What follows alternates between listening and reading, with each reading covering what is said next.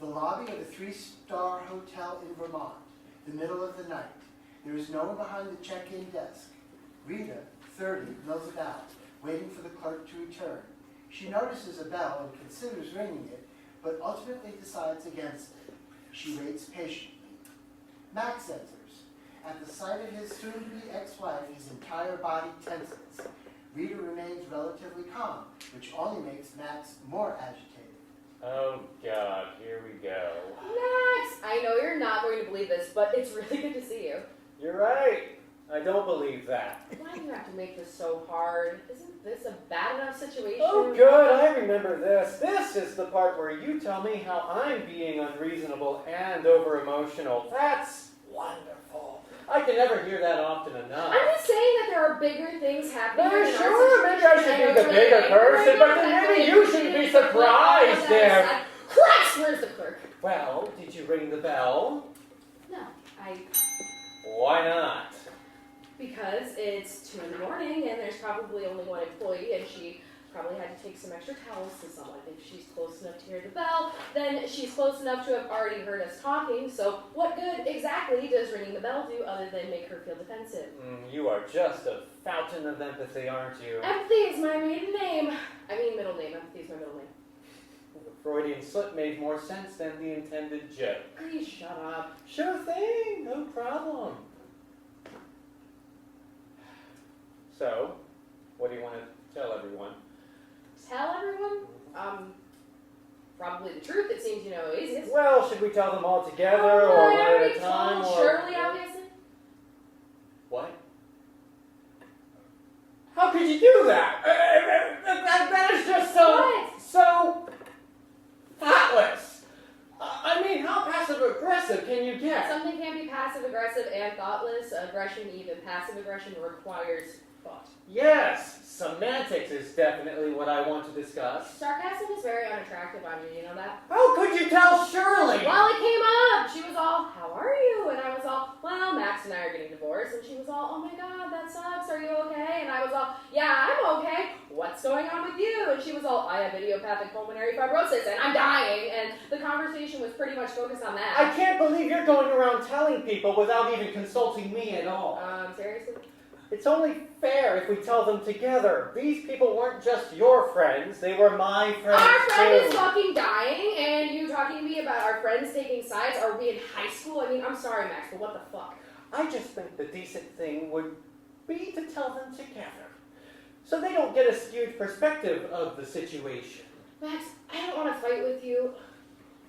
If you would like to be the one to inform everyone else, then that's fine with me. Oh, that's perfect. Then I have to be the person who's making it all about them. What's the alternative? Do you want to pretend we're not getting divorced? We should have broken the news to them one at a time. You are making this into such an ordeal. I am not making anything into anything. Divorce is messy. It just is. Divorce is only as messy as the people involved. Fuck you. Okay, honey. Seriously, where the fuck is the clerk? Rita! Juliety! Max! Rita looks significantly at Max and at the bell. Sorry, I was just trying to get the clerk's attention. Yeah, there isn't one. The place is all ours. It's just us. You mean Shirley rented the whole place? Pretty much. I mean, she's lived here for a while. She's friends with the owner. This is kind of the slow season anyway. She gave the staff most of the week off. She wanted us to have the run of the place, really be able to make ourselves at home, you know? God, I'm so sorry. I'm just babbling away and I was really sad to hear. I mean, how are you both? Max takes a deep, sad breath and is about to answer when Rita beats him to the punch. The women converse so rapidly he cannot get a word. I'm okay, I'm fine. How are you? I mean, I want to hear all about work and everything. And are you still seeing that guy, that real estate guy? Oh, no, he's out of the picture completely. He got some girl pregnant. It was a whole big thing. Oh my God, that's terrible, you poor thing. What a sleazebag. Yeah, well, I sure know how to pick him, huh? Yeah. I got promoted! Yes, I saw on Facebook. Congratulations. Yeah, they made me Assistant Dean of Student Affairs. That's so great. How are things at the phone company? Oh, I quit. When Shirley told me, I went in the next day, straight to HR, and gave them my 2 weeks' notice. But honestly, I hated it there so much. I was like, good riddance. I was just waiting for a reason to quit. I mean, not that I'm glad about the reason, obviously. Well, you know what you meant. It's okay. Are you dancing anywhere? Not so much. I was in some shows with this little community theater in Westchester. I started teaching beginner ballet class once a week. That was kind of fun. Oh my god, that's adorable. I can just picture it. How's the hospital? I quit! Isn't that great? Yeah, good for you, honey. Why didn't you call me or at least update your status or something? I'm sorry. You're right. I should have called you, but so much has been happening. So did you get a better job someplace else, or? I'm going to become a massage therapist. Far out. That's cool. I'm excited about it. Well, that's great. So Max, how's the old alma mater anyway? I mean, what's new at school? Well, they tore down Champlain and they turned Mohawk into office space. You know, someone told me Champlain was going to get torn down. I wanted to go and steal a brick or something. Wait, what? You know, I mean, that building was an important place. We spent important times in our life there, and now it's gone. It'd be nice to have a little piece of it, you know. Well, you should have called me. I would have gone and stolen the brick for you. That's okay. I don't really know what I'd use it for. It's just, that's where so many of our best stories happen. Remember that time your RA wanted us to go to the floor meeting, and we decided to skip it and play Risk? She kept walking up and down the hall, knocking on doors, and we were all trying to be quiet and pretend we weren't there. Shirley was trying to keep from laughing. I thought she was going to choke. Yeah, Calvin made that horrible joke. This must be how Anne Frank felt.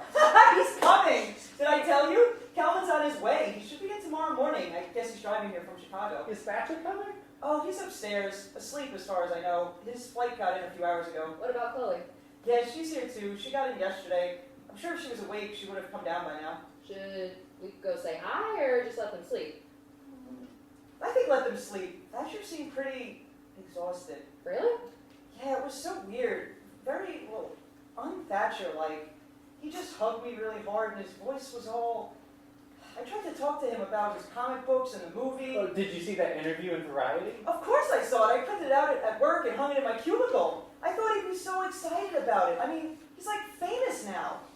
But Chloe and Shirley and I, we were the ones who were excited about it. We were asking questions and he was just 1,000 miles away, someplace else. Well, he's probably just very upset about Shirley. I know, I've had more time to get used to the idea, but still, it like physically hurts to think about. To imagine what it'll be like when she's gone. But she wouldn't want us to, she just wants to enjoy the time she has left as much as she can, you know? She said, this isn't a funeral, it's a family reunion. Except, it's not like a regular reunion, is it? Because we all know it's going to be the last time. How did Chloe seem? Pretty okay. She spent most of the night showing Shirley all the videos of her kids. Chloe has kids. Does that still seem weird to everyone else? You know, it did at first, but I've had time to get used to the idea. Well, it's different. You visited, you met them. I mean, I've seen all the pictures on the Facebook and stuff, and we got the birth announcements. I mean, we sent gifts and everything, but somehow it's still sort of unreal. Chloe, the femme fatale of even Gola Hall, is a MILF.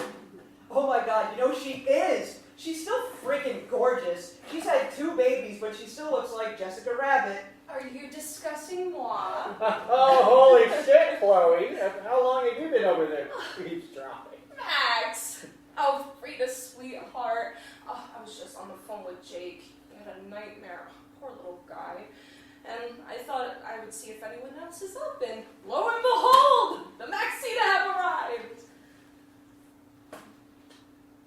Wow. No one has called us that in, holy hell, Chloe. Oh, fuck me. I am so sorry. I should have realized. I'm really sorry, you guys. I guess everyone already knows, huh? Well, we didn't know it was a secret. It's not. It's not a secret. We're getting divorced. It's okay. We don't have to be all weird and awkward about it. We're not going to make our friends take sides. We're adults, right? Max glares at her furiously for a moment before turning to Chloe and Julia with a smile. Right. Adults. Absolutely. So why didn't Tom come to and bring kids? Oh, well, we thought about it, and we decided it would just be too much for them. I remember when my grandmother was dying, and I was only about Jake's age. It was really traumatic. Everyone was all smiling and pretending saying like, it's okay, Grandma's gonna be okay. But she wasn't, and it was really rough. I would have liked to meet them though. Oh, you would love Sonia. She's so precious. Oh my god, I watched the video you posted of her first discovering snow. I thought I would die. It's fucked up, you know? I can't believe we haven't met your kids. Why did you have to run off and move to freaking Boston and abandon everyone anyway? Is he still the all-city guilt trip champion? All state, actually. Yeah. Well, I had to move to Boston for the same reason Shirley had to move to France. You meet a guy, you fall in love, and before you know it, you're moving 1,000 miles away from everything that's ever mattered to you. It's fucking crazy, but what can you do about it? Well, I totally know what you mean, but still, I wish they could be here. Yeah, I know. It's really hard to be away from them. I think it's hard on them, too. I've never been away from Sonia more than one night before, and I think Jake's a little freaked out, too. Hence the nightmare. And, you know, anytime you guys want to come to Boston, you could. I mean, the house is crowded, but we can find room. I mean, Jesus, Max, you have summers off or something, right? No, professors sometimes have the summer off, but I'm an administrator now. I get like 2 weeks off for Hanukkah, and that's pretty much it. Well, their house is really great, and the kids are wonderful. So if you can get any vacation time at all, you really should go and visit because it's awesome. The house is nothing special, really. But it's a good location, close enough to the city that we can take the kids to museums, but it's far enough away so that we could have enough yard I'm space. sorry, it is so trippy to hear Miss Manhattan is the center of the universe rave about the suburbs. You used to say you'd rather die than live on a cul-de-sac. What can I say? I was young, I was pretentious. When you have kids, your priorities change. All those cliches about how children completely change you, all true. Thank God we never had kids, huh? It's like you have no filter. You're just noticing this about her now? I have a filter. Darling, let me just say this. I could drive my big-ass soccer mom minivan through your filter. So, where's your luggage? Oh, in the car. I was going to check in first and get my room key. Didn't you see the envelopes on the desk? She goes to the desk, picks up 2 envelopes, and hands one labeled Max to him. Ta-da! She hands one labeled Rita to Rita. Ta-da! Okay, well, I'll just go get my stuff, I guess. I'll be right back. He exits reluctant. So what happened? What do you mean? Why are you guys splitting up? Well, I stopped being in love with him. Just like that? Or did you grow apart? I don't know. More like I grew up. One day it dawned on me, we were sitting at breakfast and I was about to pour myself another cup of coffee and he said, honey, you don't want to drink that. Too much caffeine makes you jittery. And I realized I'd been letting him tell me what to do for, our entire relationship. And I just sat there and I thought for a little while and I said, I've loved you for a long time and I'm leaving you. What did he do? He laughed. You thought you were joking? Yeah, that was not the reaction I expected either, but I sat there and I drank my coffee and I said, maybe I want to be jittery. And also I'm serious. Then what happened? Well, I moved out. Where? I moved in with a friend. She sees Chloe and Julia exchange a significant look. It wasn't like that. Not at first, anyway. What? You mean you're with someone else now? You left Max and you're dating someone else? I guess you could say we're dating. It's pretty casual. You live together, but it's casual? Well, yeah, I just got out of a 12-year relationship. Well, how did Max take that? Not good. He pretty much spazzed out.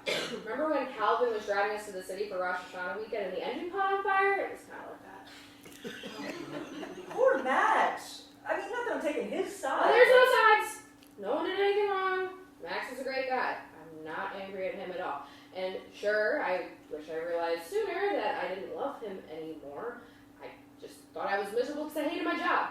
But then I quit my job. And I realized, well, I did hate my job. But what I really hated was living with him. And I hated how he bosses me around, how he always thinks that he knows what's best for me, and he's running my life. And more than that,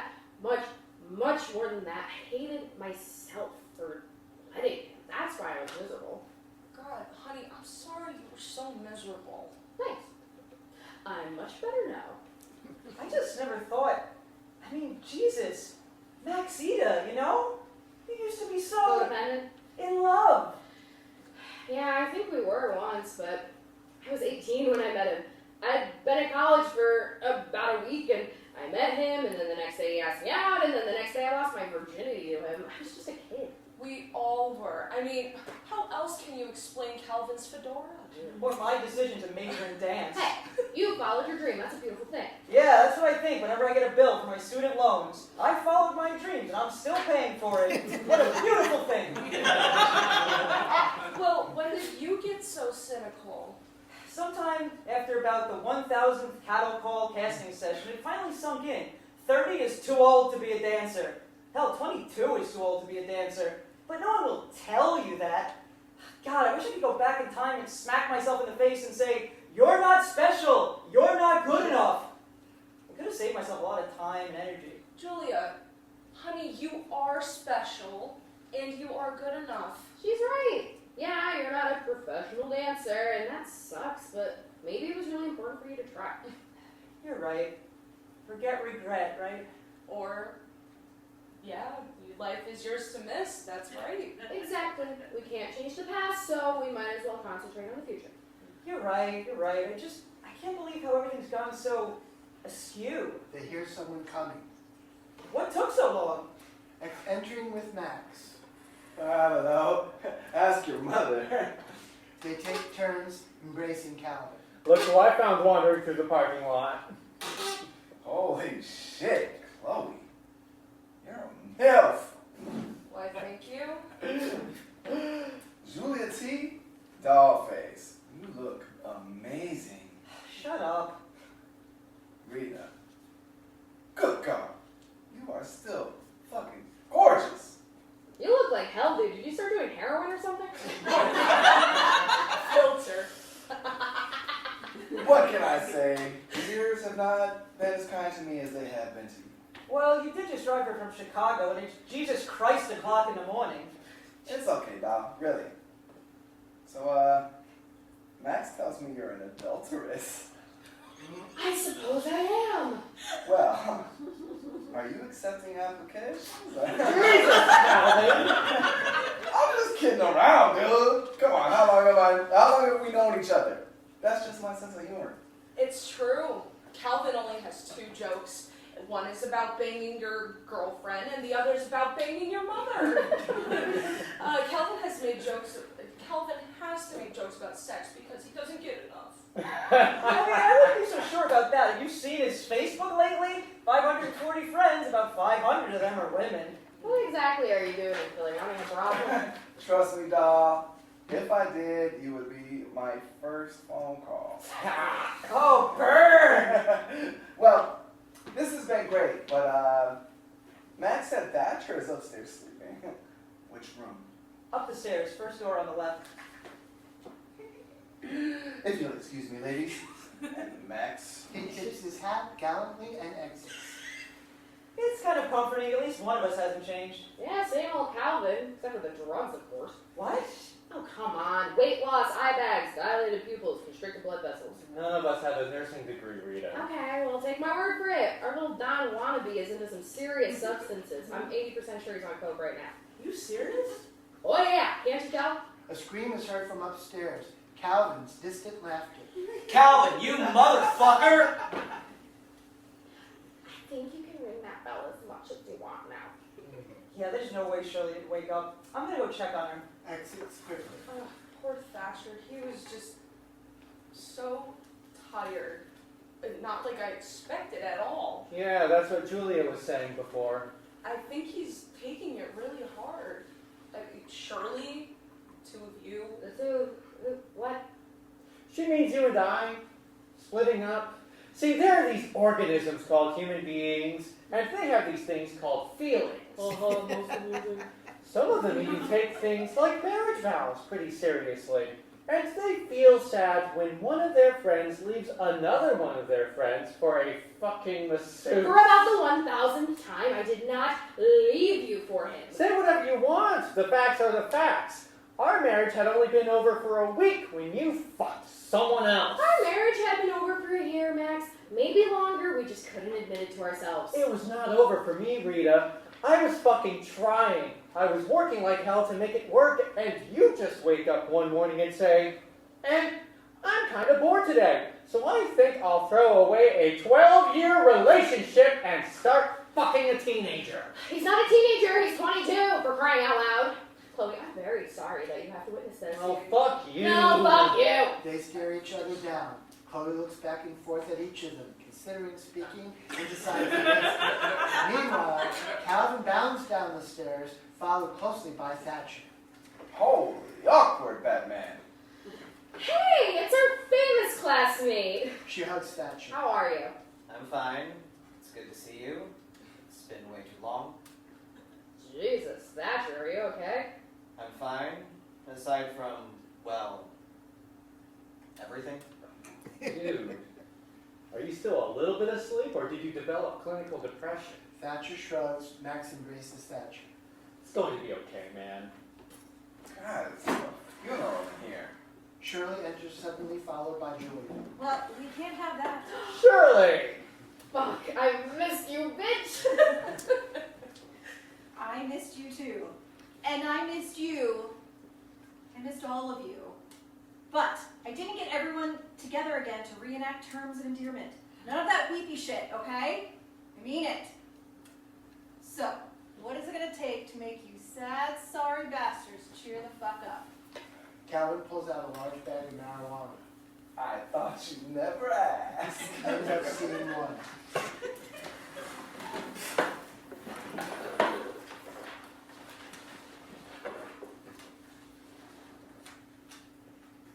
Scene 2. The same lobby, daybreak. The room is empty, but rustling and giggling is heard off stage. Thatcher, I can't make the door work. It's okay, I got it. Entering with Julia close behind. Fuck, I'm hungry. Munchie's my shit. Munchy, munch, munch. You're so stoned right now. Is this the first time you've been high? No, jeez, what do you think? I'm totally lame? It's not lame. You're a good girl. That's okay. I'm not such a good girl. Oh, no? Not like back then. Oh, really? I've done a lot of things. Like what? Wouldn't you like to know? Yeah, that's why I asked. Never mind, you probably get stoned a lot these days. Pretty much every day. It's everywhere in LA. All drugs are. It's like in movies. It's so weird. People are supposed to do drugs and have crazy sex in college and then graduate and become law-abiding citizens and get married and shit. But I was this good girl virgin all through college, and then I got out and started doing all the crazy stuff. I did it backward. Or too late. Or something. It's okay. I didn't smoke pot in college either, remember? Yeah, well, really only Chloe did, and her roommate, what was her name? Natasha? Nadia? Something like that. Maxita. Oh, God, we can't call them that anymore, can we? I guess not. They're not them anymore. That's not them anymore. They're not even a them anymore. It's sad. Yeah, sad. She doesn't seem sad, though, Rita, about them breaking up. Max is so angry, and she's just kind of like, tra-la-la, getting divorced. It's no big deal about it. What was I saying? They didn't do drugs? Right, so I guess we're not so unusual. We did get drunk at house parties and go to Denny's at 3 a.m. Those things are part of the stereotypical college experience, as it were. As it were. You're so stubborn. Like you're not. She playfully shoves him. You seem much happier. Yes, weed can have that effect. Thus the basis of its appeal. That's the basis of your mother's appeal. But why are you so sad? I mean, you should be all like, wah ha ha ha ha. Aren't you living a nerd's dream? Are you calling me a nerd? Always. Okay then. You're a famous comic book writer, or should I say graphic novelist. Something you wrote is for sale in bookstores. I go into Barnes & Noble sometimes and go to the graphic novel section, and I find your name on the spine, and I look at your picture on the inside back cover, and I just think, that's my friend. I think at least one of us made it, you know? I made it. I guess I did. Huh. They're making your series into a movie. A real, like, Hollywood movie with celebrities and CGI, and I mean, that would be like if the Joffrey Ballet suddenly called me up and invited me to join the company. So, why aren't you happy? Aren't you proud? It's kind of hard to explain. I feel lucky, I guess. I mean, I know I'm very, very lucky. I don't exactly feel proud because I don't really feel like I deserve it, you know? At least not any more than anyone else who's trying to get published. I don't know. It's not just luck. It can't be. You worked hard. You're talented. Talented. I don't even know what that word means anymore. Skill and success are so, like, unrelated. You're just being, like, self-effacing. Which is cute, don't get me wrong, but... Seriously, though, it's not like what I thought it would be. I thought I'd be all, I made it, I did it, I rule, and I guess there was some of that at first, but now I'm on the inside and I see how all these decisions are really made, and I realize how little it has to do with, you know, quality or merit. Now I'm just enmeshed in the fucking politics of it all, and it's so fake and two-faced and full of bullshit. I mean, I'm out in LA, supposedly adapting my work for the screen, but really, I'm sitting in these meetings where I swear to God, they're deciding who to contract with for the product placement and how they're going to market action figures. And it's like, how the fuck did I get here? This isn't me. I don't belong. Huh. God, I just keep talking, don't I? I'm sorry.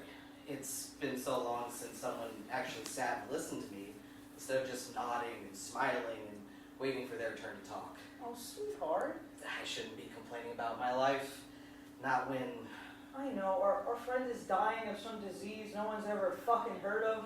How fucked up is that? It feels selfish to even think about anything else. I'm sorry anyway. To just be rambling away, complaining about bullshit. I don't mind, it's just like college. What? Oh, just how you were always going on and on about being in love with some girl who didn't know you were alive. Oh God, is that how you remember me? Really? Fondly. I remember you fondly. You remember me fondly as the guy who couldn't get a girl to look at him? I looked at you, you know, for what it's worth. It's worth a lot. But now you're all like acclaimed and whatnot. You must be knee-deep in groupies. No, definitely not. I think I would have noticed. No, you wouldn't. You're famous. Famous people can get laid whenever they want. Come on. I'm not that famous. I'm not a rock star. Sure you are. You just don't know it. It's part of your appeal. I have appeal. I can't say anything more. I don't want to ruin you. If you weren't oblivious to the effect you have on people, you wouldn't be the Nick Thatcher we all know and love. What effect? What effect on what people? Nope, my lips are sealed. Talk, woman, or else. Or else what? Calvin enters. Jesus Christ, I'm hungry. Was anyone else hungry? Yes, we were just saying that we were starving. So, what? Now that you're like a world famous comic book guy, you're too cool to make us pancakes? Oh my God. Pancakes. Do you think they have in the kitchen? Yeah, probably. You want me to help? That's okay. I'm all over it. He exits. Good, man. Calvin sits and wraps an arm around Julia. A lonely laugh. Where's everyone else? Rita and Shirley are like lying in the grass trying to be one with Earth or something. Now I'm more in the mood to curl up on the couch under the world's fuzziest blanket. I'm fuzzy. Feel me. Curious, Julia touches the material of his shirt. Oh, hey now, honey. Don't start something you're not gonna finish. Yanking her hand away. You really haven't changed at all, have you? Oh, but I have. I used to be all talk. And now what? You're a man of action? Yes, I'm a man of action. I love action. And also pancakes. I'll believe it when I see it. Oh, you can see it anytime, dawg. God, you're terrible. Oh, you love it. You know, I guess I do. How messed up is that? Max enters. God, I can't remember the last time I was up to watch the sunrise. Chloe, follow. Try having a newborn. You can stay up all night, anytime you want. Dude, thank you. What? Never? Hey, don't get me wrong, kids are great. The little girls in my dance class, very cute, but when it's time for them to go back to their parents, I'm always happy to see them go. Oh, you would feel very different if they were your own kids. I don't know, people keep telling me to watch out for the biological clock, but I think if we're going to kick in, it would have by now.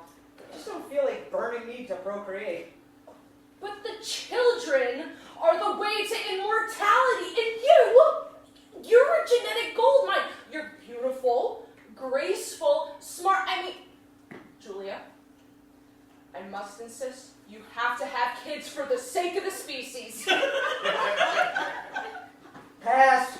I'm 30, I'm incredibly single, and I can't see that changing anytime soon. That baby window's going to close, and I, for one, am not sorry. Yeah! Here's the contraception. No surprise there. Having a kid would force you to grow up. You'd rather keep playing Peter Pan. I'll Peter your pan. I rest my case. Hey, now, don't be thinking that Calvin accurately represents the average childless American. I consider myself a grown-up, albeit a reluctant one, and I still don't want kids. Having children is so rewarding. It's the best, most important thing I've ever done. Well, that's great, but it's not like a pyramid scheme. You don't get more points for convincing other people to put their careers on hold, pop out some young, and spend their best years playing house. Harsh! Max, help me out here. You want kids someday, don't you? Yeah, no! I didn't get a master's degree so I could mop up baby puke. I'm sorry, Chloe, but kids are monsters. Tiny creatures with absolutely no moral compass. Pass! Maximilian! That's not really my name. Well, I cannot believe that all of you people are anti-children. You are a born father. Oh my God, that's so true. You're such a dad. Hey! Someone had to be the voice of reason. Young lady, I cannot in good conscience let you leave this apartment without a coat. You're going to catch your death of cold. Those shoes are completely weather inappropriate. You better not come crying to me when you fall in the ice and break your face. Oh my God, do you remember that time you thought you had rabies? And you were all, Chloe, I'm going to give you 7 reasons why that's ridiculous. Oh my God. Dude, you have to have kids someday. All of your awesome dad potential cannot go to waste. Yes. You just have to remember to use it on your kids and not your wife. Stunned silence. Did she say that? Did she say I act like I'm her father? Ouch! Good one, Julia. I'm sorry, Max. I'm just stoned. It's okay. It's not your fault. It's just... Fuck. It's okay, dude. We're here for you. Thatcher is making pancakes? That makes me feel a little better. Thank you.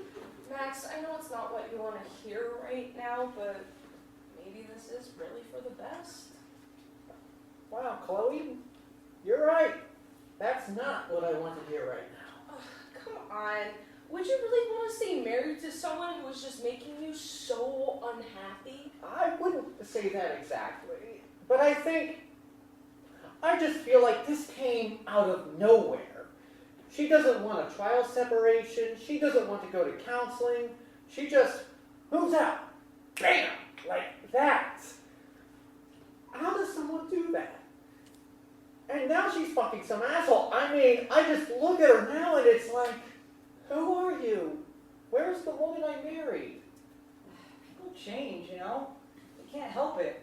I mean, to me, that's what kind of seems insane about getting married in the first place. Promising to love someone forever? I can't guarantee how I'm going to feel about someone a year from now, much less after 10 years. I mean, I feel like a completely different person now than I was when I was 20. I don't feel like a different person. Maybe she changed, but I don't think I have. Well, you never left school, in a way. Maybe that's it. You all graduated and left for different cities or different countries or grad schools, and I stayed and got my master's, and then I just stayed. But you're happy there, aren't you? I think so. There's an energy on a college campus, this charge in the air. I know exactly what you mean. I miss that. Me too. Well, Calvin, I thought for sure you were going to say, you know what I miss? Your mom! Well, yes, that was my first impulse. My first impulse was to bang your mom. You get a high five for that one, dog. They high five. There is something magic about campus, though. It's all the possibilities. You can feel them in the air, you know. My hands are so weird. Yes, I mean, no, your hands are lovely. But the feeling you were talking about, it was the feeling that anything was possible. We thought we could make a difference. We thought we could rise to the top of our fields. We thought we could change the world. God, we were so fucking idealistic. Look at us now. None of us ended up where we were supposed to be. No, you're wrong. I ended up exactly where I was supposed to be. I just had no idea back then. Let's talk again 2 years from now when you're the one getting divorced. Wow. Fuck off, Max. I mean, I know you're really going through some stuff right here, but that was a really fucked up thing to say. Look, I didn't mean that the way it sounded. I wouldn't wish that on you. I just meant that it's easy to think that everything works out the way it's supposed to when things are going well. I was just giving my perspective. I wasn't saying anything works out the way it's supposed to, or that would make the world a fair place. I'm happy, not naive. Let's make that distinction. You two are seriously killing my buzz. We need to smoke more immediately. Calvin, are you a drug dealer? Why do you ask? Oh, that's a yes. It's okay if you are. We won't judge you. It's possible that I occasionally profit from the sale of illicit substances. Wow. Just weed or harder stuff? Actually, I mostly sell prescription medications. Oh, you're not on coke. You're on Adderall. That's freaking eerie, Maximilian. You know that's not my name. What's Adderall? Speed. Rita thought it was coke. Cocaine? That's on 1977. How much Adderall are you taking? Enough, Mom. Hey, I'm the last person who would ever get judgmental about drug abuse. I probably smoked like an entire ganja field in college, and I won't even mention the shroom incident. I swear to God, that cat has never fully recovered. She has PTSD. That was 10 years ago! I've apologized 50 fucking times! Hey, I'm over it. I'm just saying. The cat isn't. Calvin, I'm not trying to mom you. I'm just concerned. Chloe, there's no need. I'm fine.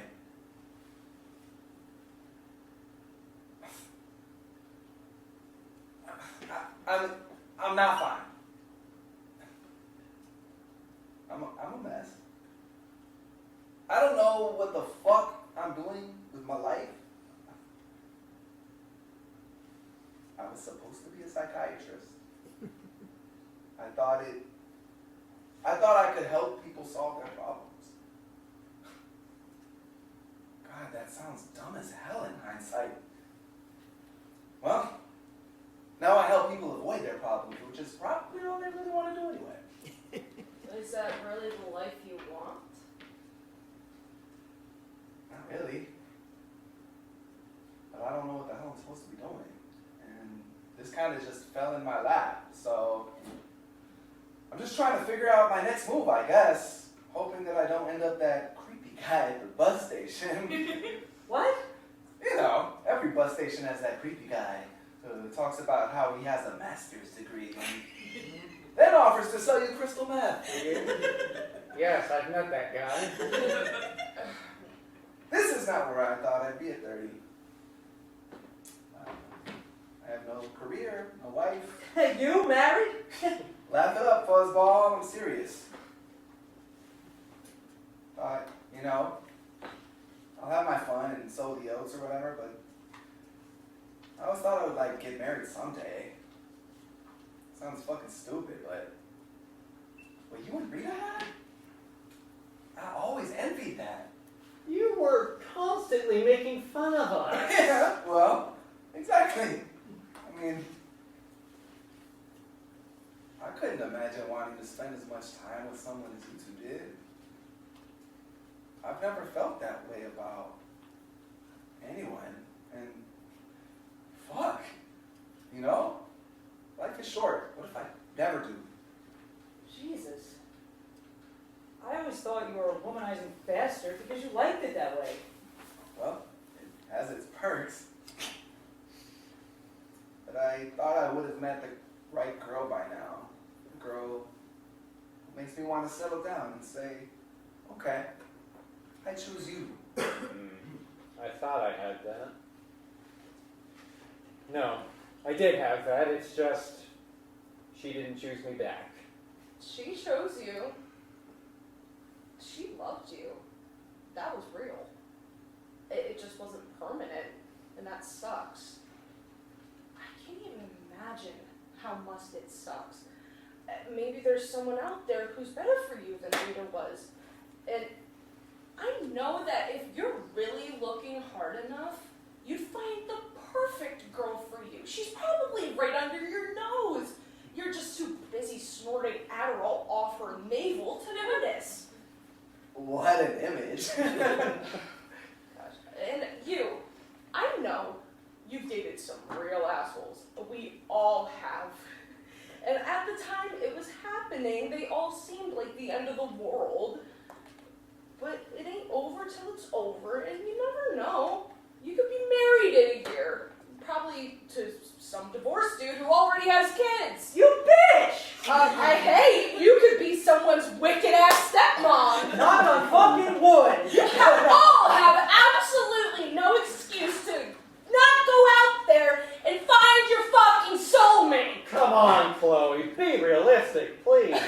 How am I supposed to meet someone new? I haven't been on a first date in more than 10 years. Oh, first dates are horrible. All the games and the lying, trying to put the best possible spin on your stupid bullshit baggage. Oh, come on. It's not that bad. I kind of miss first dates. And all the adrenaline and the butterflies in your stomach. Getting to know someone, and it's like all new and fresh. The mystery is what makes it the most exciting. Chloe. Anyone who thinks the chase is the fun part is doing the fun part wrong. I can't even think about chasing without feeling exhausted. I'm too old to play games. What?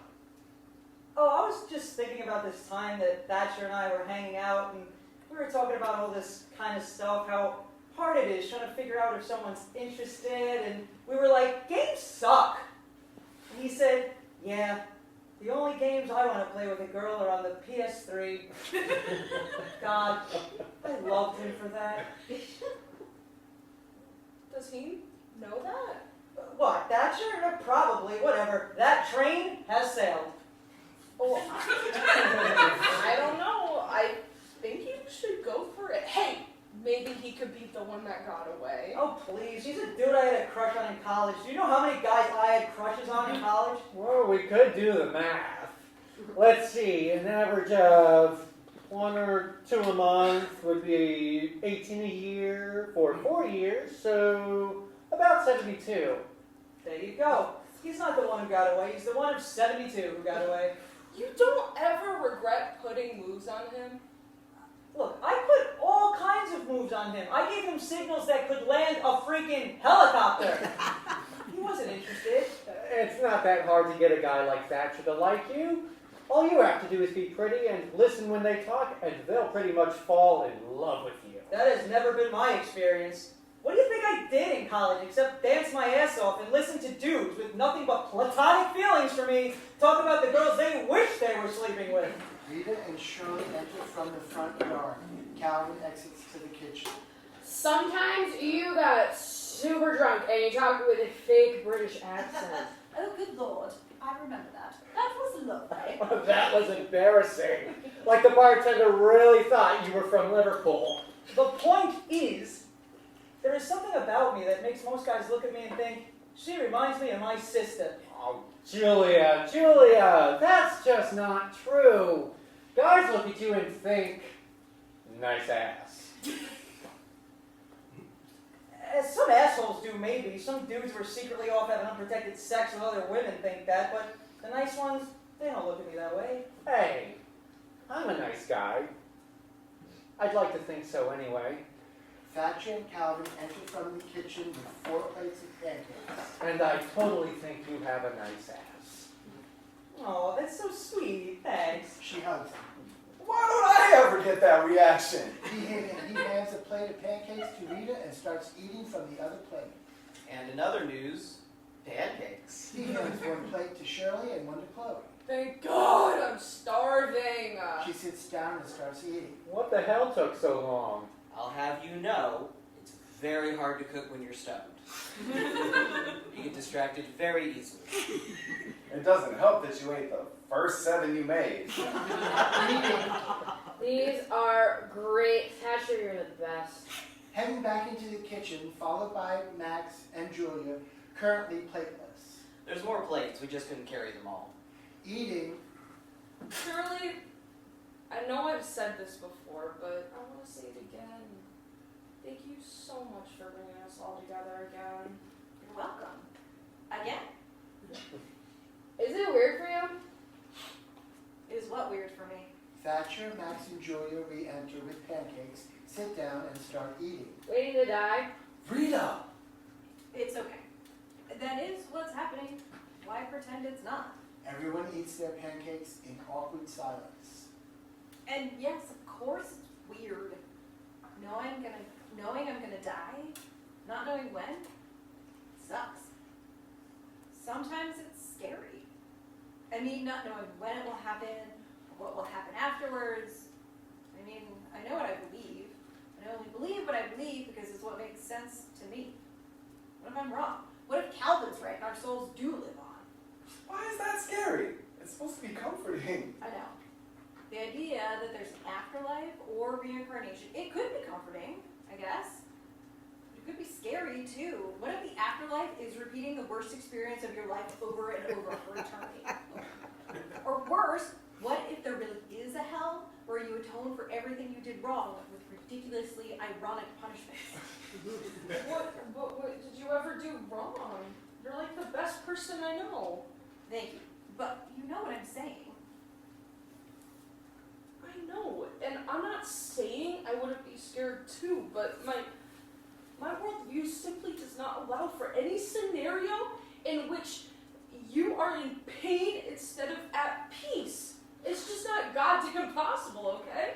She puts down her plate and hugs Chloe. Thank you.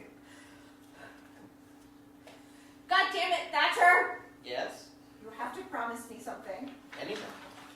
When you write your great American novel based loosely on this experience, you cannot have my character cry. Do you understand me?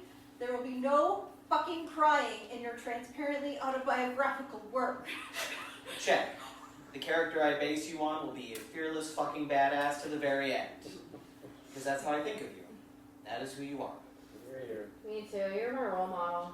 You are a role model to us all. Surely you know that. I'm no role model. Oh, Shirley.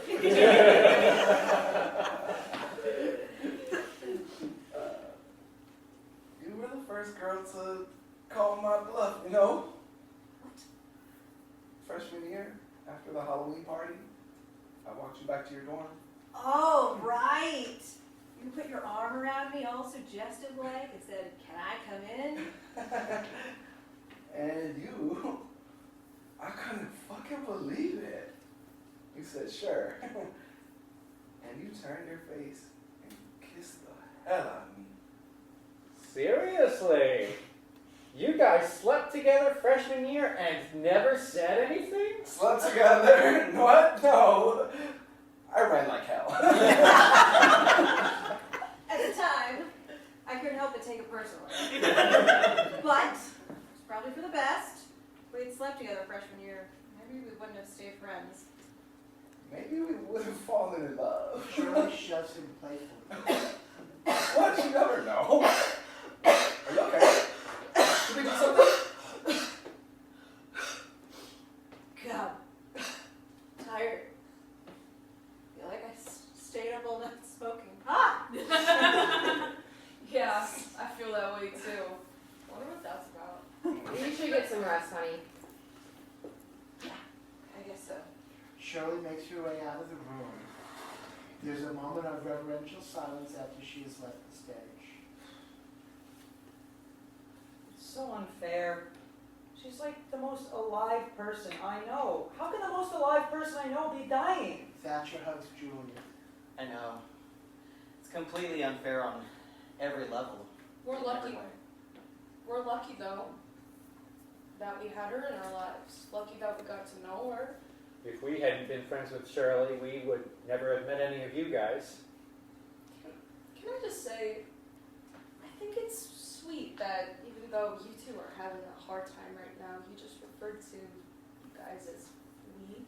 But we are not having a hard time. We are getting divorced. What the fuck is wrong with you? Come on, let's not fight now. We need each other if we're going to get through this, if we're going to help Shirley get through this. What are we supposed to do to help? She's dying. We can't change that. Next to that, nothing else matters. We just have to be here. Be here for her and let her know we love her and she's not alone. Sorry I snapped at you. I just can't deal with feeling so fucking useless. Powerless. Impotent? Watch it, buddy. I know exactly what you mean. Hearing there was nothing I could do is like being slapped in the face. How am I supposed to go back to LA and sit in bullshit meetings knowing I could get a call at any minute that she's gone? How are any of us supposed to go on with our lives without her? Right? I mean, fuck, my life pretty much stopped when she went away to France. She wasn't around to push me into doing the things I was scared to do or make horrible things somehow fun. I don't know how she did that. I just wish she had never left. I wish we'd all stayed close. I know. I feel like if my life were a video game, the time I spent with all of you would be the cutscenes. Several of them turn to look at Thatcher with bewilderment. What? Because the rest of the time I'm just running around, earning points and leveling up. It's all fetch quests and grinding away for XP, but you guys, you advance the story. You're the part that actually matters. What, is that weird? A little. I mean, I love you guys and all, but college was not a great time for me. Ugh, me neither. I was pretentious, neurotic, and dare I say, self-absorbed. Maybe you were. Maybe we all were. But we were too young to know it. And ignorance, my dear, is bliss. I miss having the faith that everything would work out. I miss that blind, stupid fucking optimism. I want that back. Maybe I was just a stupid kid back then, but at least I was sure about things.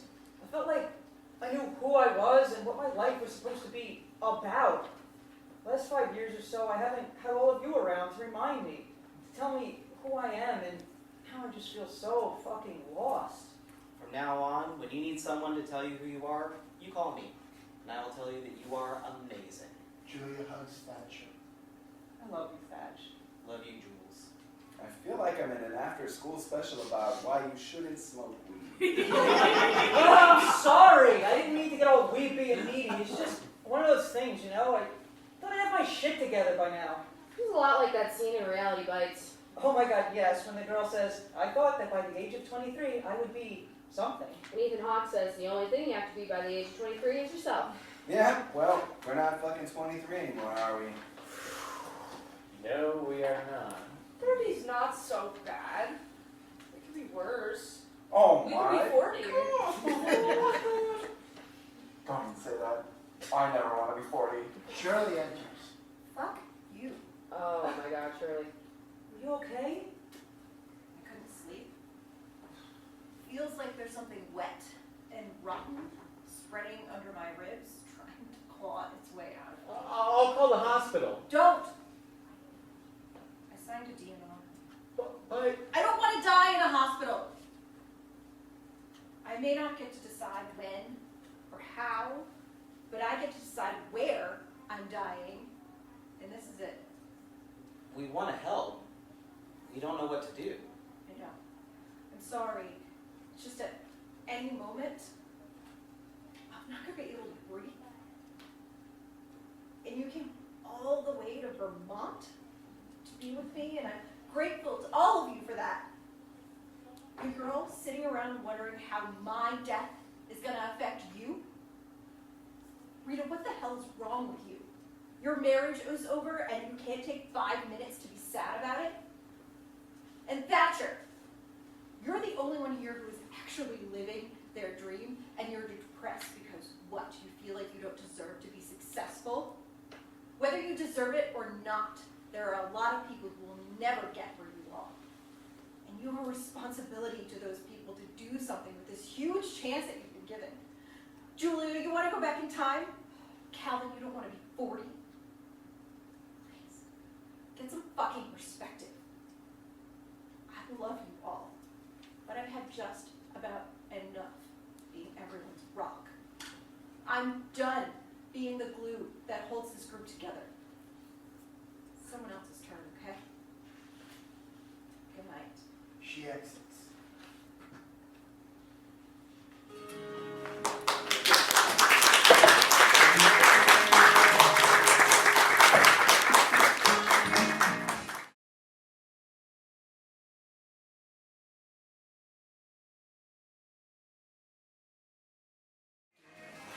Act 2. Max and Chloe sit opposite Rita. Max and Chloe are securely convinced of the rightness of their plan and frustrated with Rita for her refusal to acknowledge their superior reasoning. I should have known this would be a waste of time. Relax, Max. Nice. We should put that on t-shirts. Look, we don't have a lot of time left. I called Julia, and she said Calvin's going to be back any minute. You need to decide if you're a part of this or not. Well then, I don't think I want to be involved. I know you have good intentions, but I just don't think that we have any right to judge. Oh, for Christ's sakes. Are you really so worried about making him think that you're a hypocrite that you can't even try to help him? Max, please. I'm not judging him. I'm just concerned. I know you are too. You're a nurse. You know about addiction. You know the road he's on. Doesn't that scare you? Well, yes, I am worried about him, and I have no problem telling him that, but he has to want to stop. He has to want help. And if we try to pressure him into getting treatment, I don't think he's going to react well. I mean, who would? I know I wouldn't. Look, clearly he has a problem, but is he an addict? Is he a danger to himself or anyone else? We don't know enough to say one way or the other. We don't know how well he is or isn't functioning. No one can judge that except for him. But how can he make that judgment if he is an addict? He's too deep in this thing to see clearly. I think if we handle this wrong, it could end up making it worse. I think he's just going to get defensive and feel like we've turned on him. I have to at least try. I feel like I'm watching him stand on a bridge and he's obviously thinking about jumping. I have to try to at least tell him he doesn't have to do that. That he can walk away from the edge and his friends will be there. Well, yeah, that sounds great in theory, but if we rush up and try to grab him, he might just jump away to get away from us. We can't force him off the bridge. We have to let him come to us on his own, in his own time. I mean, we've all been on that bridge in one way or another. That's exactly why I can't leave him there alone. If we're going to do this, let's do it right. We can say we're worried, that we care about him, and that we want to help, but we can tell him we're here for him without telling him what to do. This has been really eye-opening. It's like a window into your brain. You really hate authority that much? It's like to you there's no greater sin than trying to take care of someone. Even in this situation, where it's so obvious what needs to happen, you can't really think ending up dead or in jail is what's best for him. If Calvin wants to end up dead or in jail, then he will.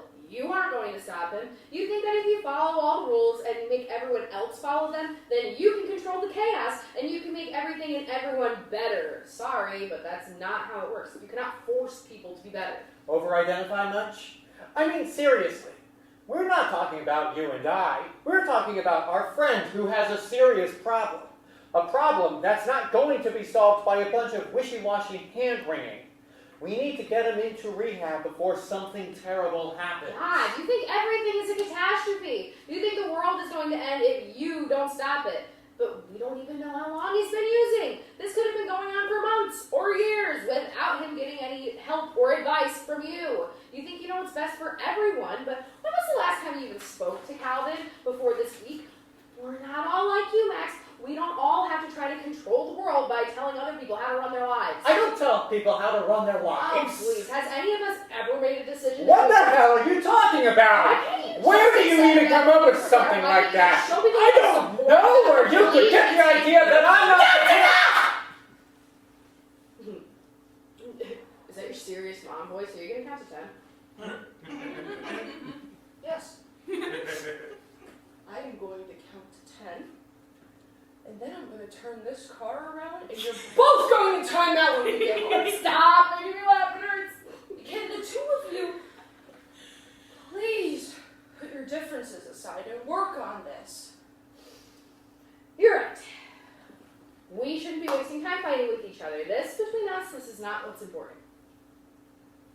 Right. Of course not. My mistake. You know, some people manage to stay friends after they get divorced. Just something to consider while you're hurling your hostile sarcasm at me. I'm going to have to kill one of you before this is over. Guess who? Fuck me sideways! I hope you're ready for this. Hey, folks. What I miss? Hey, Calvin. Can we talk to you about something? Rita, are you trying to be tactful? I may die of shock. Tax schmack. Sugarcoating is for politicians and Midwesterners.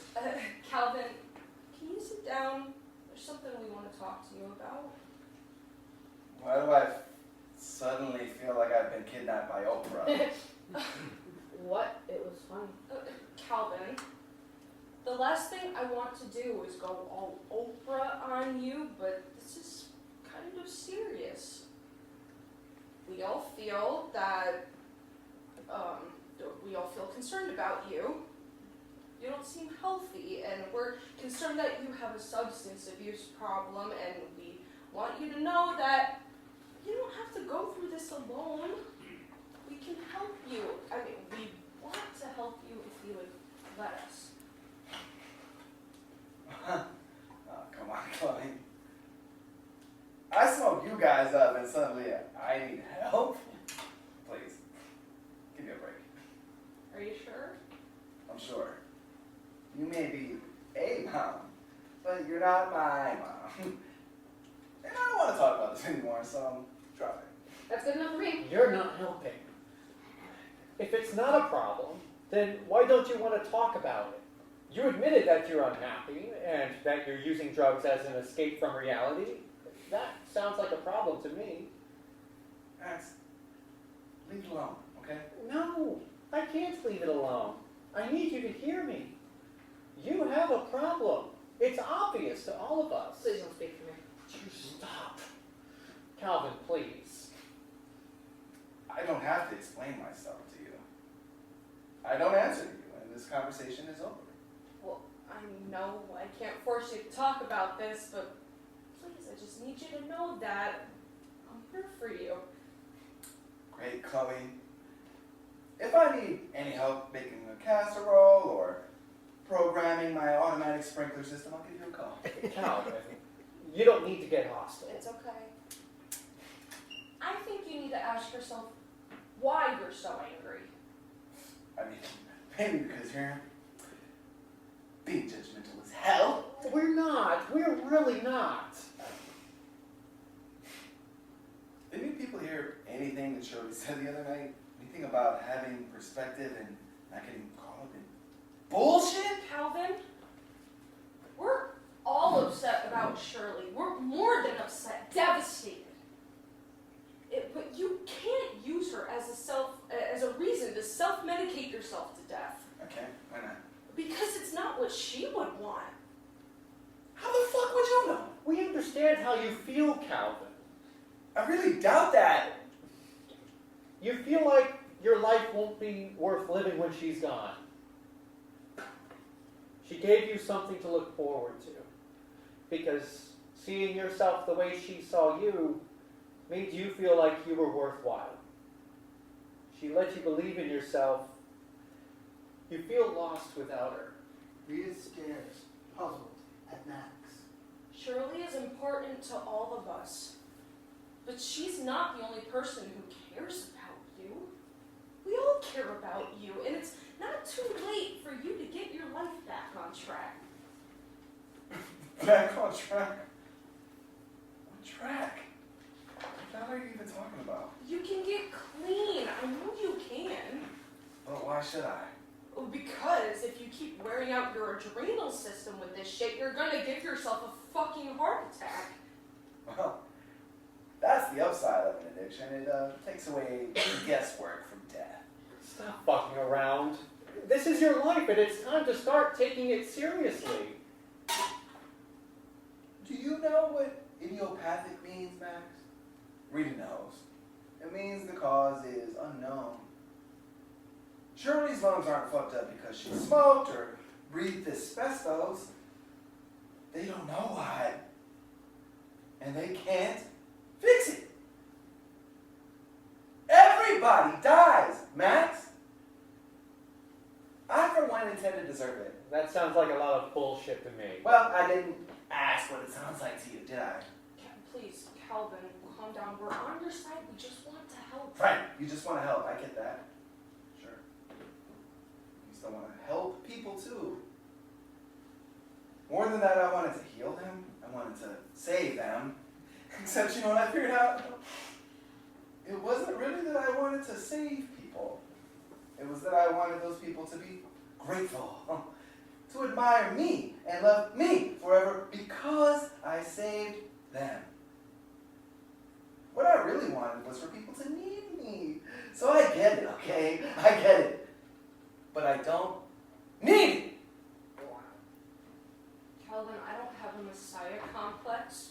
And this is not about us or what we want. It's about what you need, and you need to stop using. You need to get treatment. What the hell do you know about it, Professor?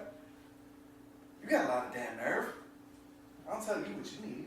I'll call you up and give you instructions on how to keep your wife from cheating on you. Oh, wait, bad example, because I probably should have done that. It might have helped. Calvin, that is not fair. And maybe we should all just take a deep breath. We're all friends, right? And we want it to stay that way? No, we're not friends. I barely fucking know you people. You're not the girl I knew. You're just some suburban soccer MILF. So you're happy. Congratulations, babe. You can't all have it figured out. I never said I had it all figured out. I'm just trying to help you. I can't just stand back and watch yourself self-destruct and not say anything. If I want to self-destruct, that's none of your goddamn business. I haven't even talked to you in like 3 fucking years. What right do any of you have to tell me shit? You two can barely be in the same room with each other. You got a lot of nerve playing armchair psychiatrist with me, honey. You weren't always so together. Let's not forget, you are the pothead calling the kettle black. Talk about self-destructive behavior. You're right. You're absolutely right.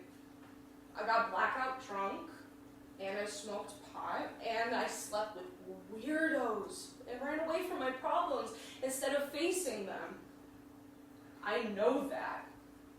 And I'm not in the business of judging anyone. I just hate to see you doing this to yourself. It hurts me to see you this way because you are my friend, and I care about you. Even if you don't care if you live or die,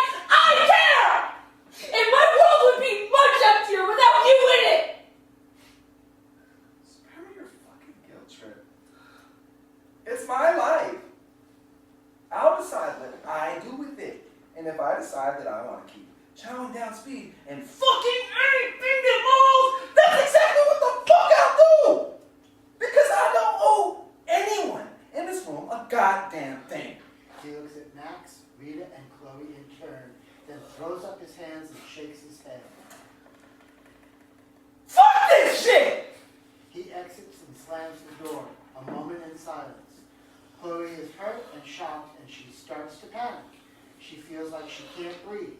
Well, that was fun. Let's never do that again, okay? Okay. Breathe, Chloe. Slow, deep breaths. Chloe, honey, you're okay. She strokes Chloe's hair, and Chloe takes gasping breaths. Do you have your meds with you? No. I haven't used them since I was pregnant, and I haven't needed them. Okay, good. That's good. You don't need them. It's all my fault. If something were to happen, it's all my fault. No, Chloe, look at me. Whatever happens, happens. It's in no way your fault. You were trying to help. I fucked everything up. Things were already fucked up.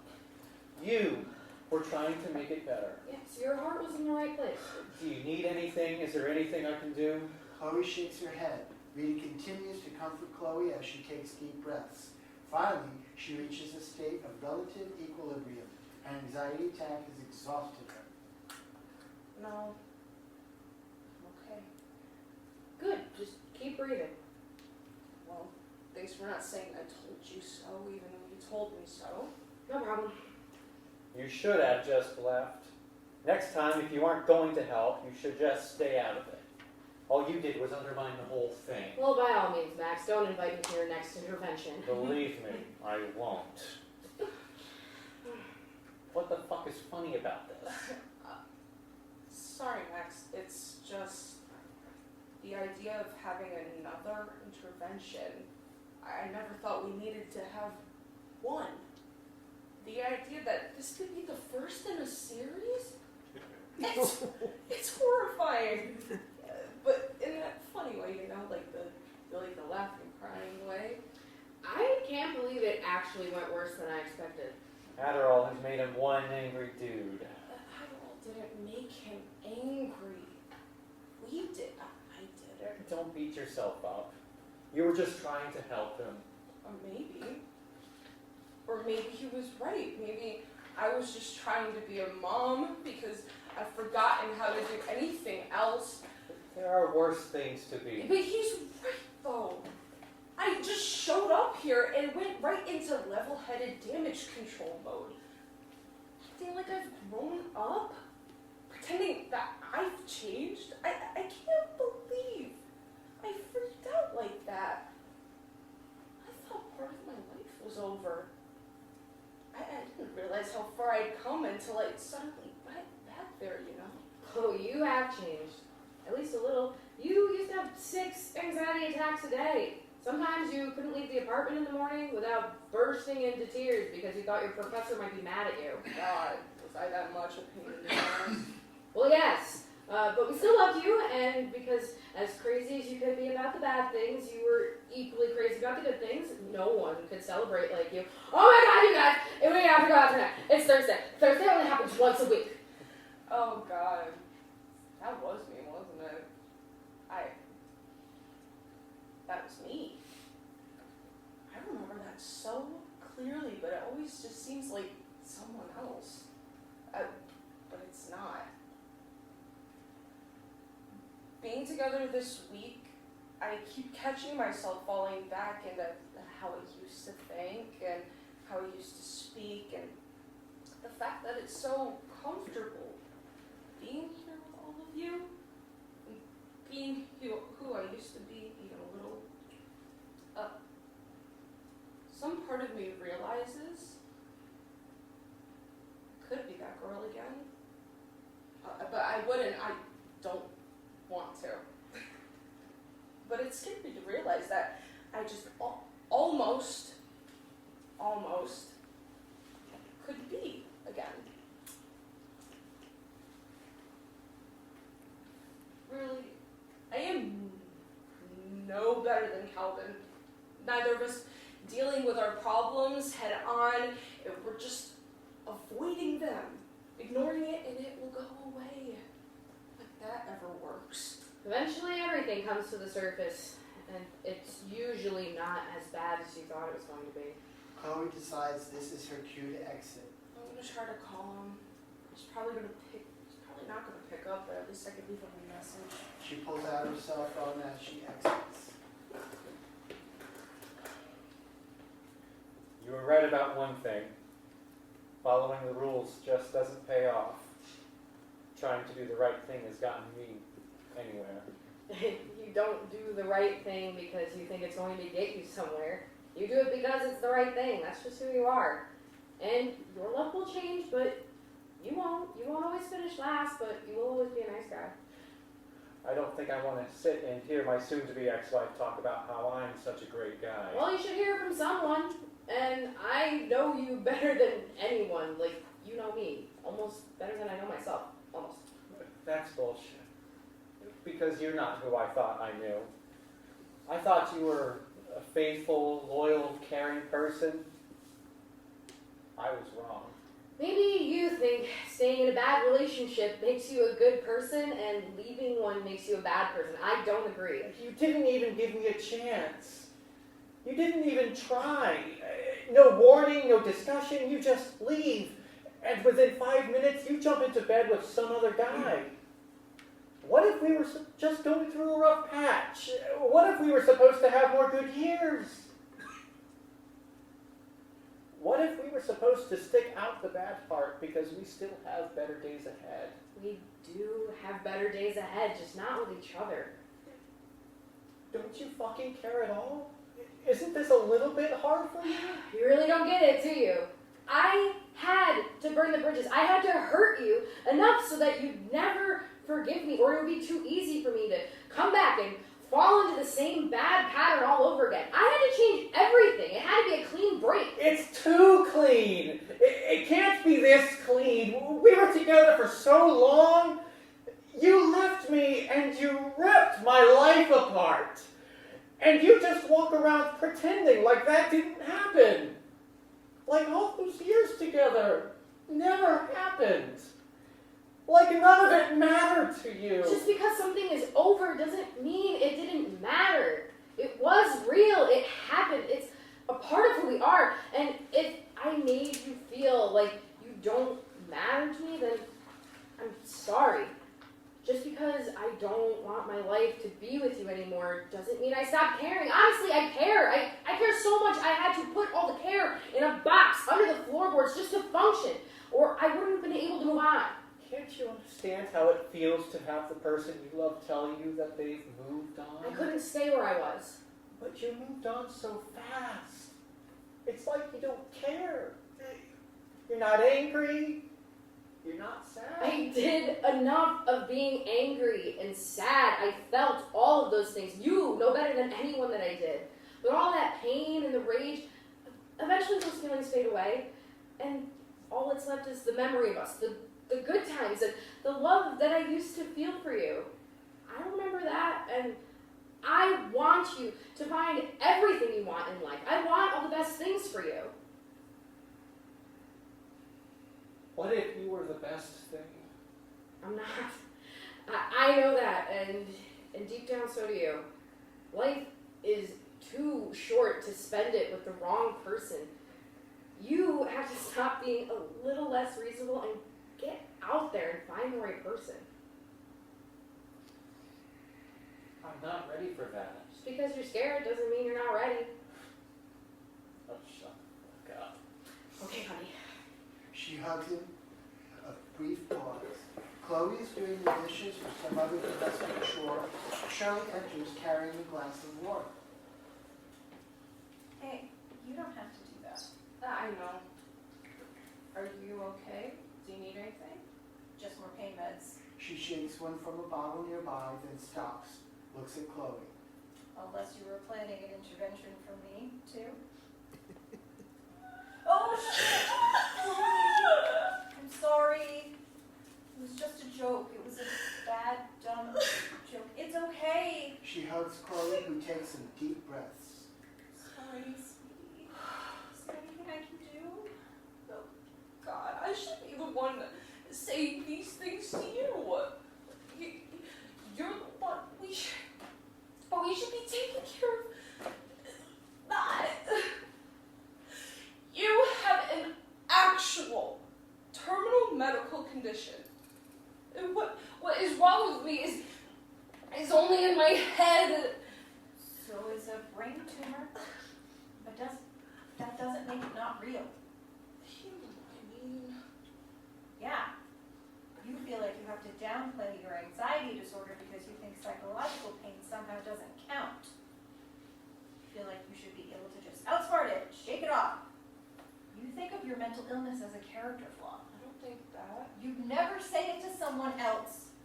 You never tell someone who's depressed that they should quit whining and snap out of it. But I think that's what you tell yourself. In your head. You can be really hard on yourself.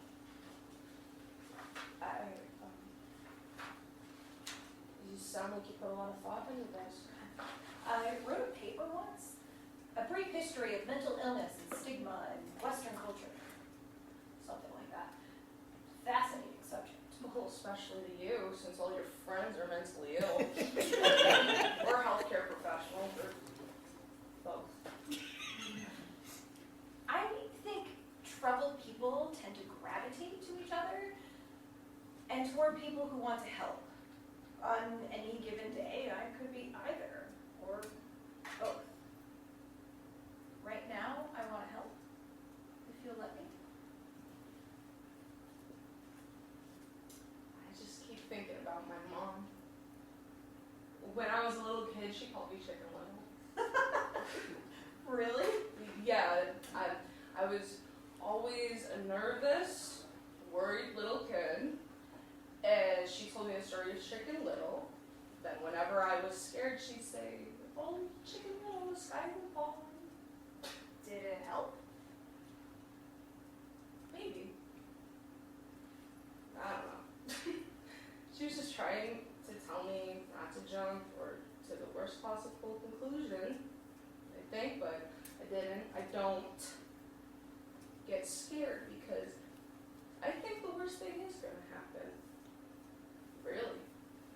It's more like I'm overwhelmed by the range of possibilities, and then there's just an endless array of terrible things that could happen, and you never know what or when, and there's no way you'll ever be able to be prepared. There is no preparing for terrible things. I know exactly what's going to happen to me, but I can't really do anything about it. And I'm not sure that's any better than not knowing. Well, yeah, that's the part about Chicken Little that doesn't even make sense. Even if the sky was falling, why would warning people do any good? Even if everyone believed Chicken Little, what were they supposed to do? Build a bomb shelter? Duck and cover. Oh, right. Yeah. Well, that's the bitch of it. The sky is falling. One tiny piece at a time, yes. But all the time. Every minute of every day. And there's nothing we can do to stop it. We just try to go on with our lives, knowing there's nowhere to hide. Yeah, we're okay with it as long as we keep busy and never let ourselves stop thinking about it. Can I tell you something horrible? Always. The worst thing about being away from my kids and my husband isn't missing them. I do miss them, but the hard part is not being busy for the first time in months, maybe years. I need them to constantly need me. I need to be focused on taking care of those fragile little beings. I cannot be alone with my thoughts. What am I going to do when my kids are in school all day? Jeez. I'm sorry, this is so frivolous. I mean, I feel like a complete asshole complaining about this petty shit. It's not shit. It's your life. And frankly, I'd much rather be thinking about your life than my death. I'm sick of thinking about it. I've done everything I can do to, prepare. I made a will, planned my funeral, I gave Julia all my advanced directives and internet passwords. I even wrote to my 7th grade English teacher, Mrs. Stevenson, just to tell her, thanks for all the moral support and encouragement and everything. That's so sweet. I bet that made her day. I hope so.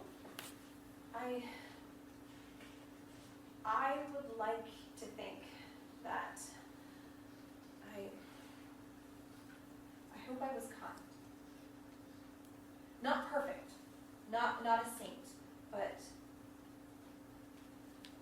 I want to believe I was generally a force for good. How could you think you'd be remembered as anything other than kind and thoughtful? You've got to be one of the most supportive, generous people I know. Thanks. But a part of me does wonder, though, if it's just the cash of the dying. No one's allowed to speak ill of me. Like, maybe everyone's view of me is just a bit rose-colored. Would you feel better if I called you a flaky tramp? You pretentious bitch. Pretentious? Moi! Dirty hippie. Airhead. Freak! Narc.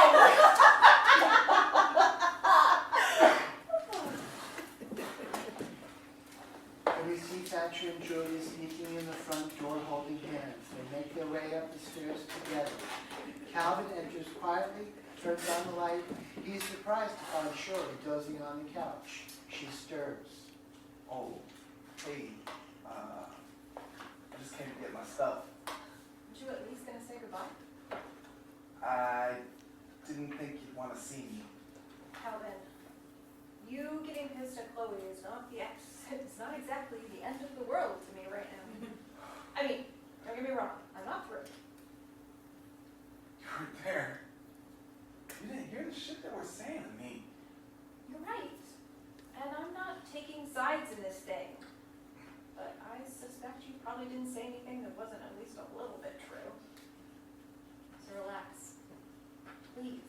I want you to stay. Are you sure? I don't want to fuck up your reunion. You can't really fuck it up any more than my lungs already have. Of course, if I weren't dying, none of us would be here in the first place, would we? I mean, some of us haven't seen each other since Max and Rita's wedding. Most of us couldn't make it to Boston for Chloe's. We stopped making time for each other. Maybe going to the same college was all we ever really had in common in the first place. I don't think people become close or stay close because of what they have in common. I think it has more to do with what they need from each other. Sometimes we needed Chloe to give us permission to be melodramatic or bitchy. Sometimes we needed Max to be the adult and tell us to follow the rules. Sometimes we needed you to be our freelance therapist. Then we graduated and we found other people to be our wingmen and our dads, our therapists. Or maybe what we needed changed. Maybe we learned to be our own best friends. Speak for yourself. I'm more like my own worst enemy. I'm sorry. I'd really like to see you be on your own side.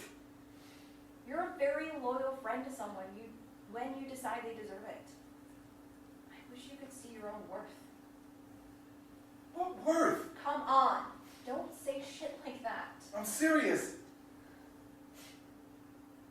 What is this worth you want me to see? I'm a failure.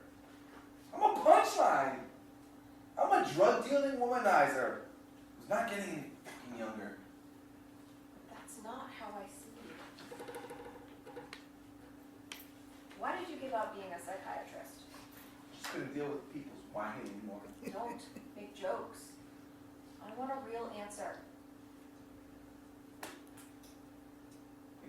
question is, why did I ever want to be one in the first place? What made me think it was even worth doing? I think I remember. A massive ego and a messiah complex? That was almost certainly a factor. But no, I remember one day you came out of your intro to psych class and you said, you can't touch a patient. It's against the rules. Isn't that fucked up? I remember that. You guys busted on me saying it was unethical for a shrink to sleep with their patients. And that you'd understand if I decided to change majors. Yeah, you got all pissy. You said, touching someone is not always about sex. Ironic coming from me. I know. Gee. But you said, the words are not always enough. Sometimes you need touch to feel connected to someone. Silly me. Thinking that therapy was about connecting to people. Really, it's an exercise in avoiding connection. You sit alone with other lonely, desperate souls and have to will yourself to avoid caring. You have to keep the proper therapeutic distance so that you don't abuse the situation and use your position as an authority figure to emotionally manipulate a fragile human being.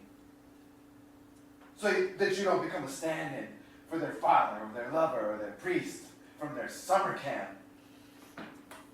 You can be a therapist to your friends, but you can't be a friend to your patients. It's too dangerous. What do you mean by dangerous? Sooner or later, we let all our friends down. Besides, no one wants to pay someone to be their friend. They're supposed to be paying you to teach them how. But how can you teach them if you can't show them? You can't follow them around and coach them, so you sit in a room and stare at each other and you try to talk about how successfully to interact with other people. You sit around and talk about feelings and life and coping and goals in a room where you are completely cut off from all those things. It's so abstract. God. That must be so frustrating for a guy who just wants to be a friend to everyone who needs one. For a guy who knows that sometimes people just need a pat on the back. Or a hug, or a hand to hold.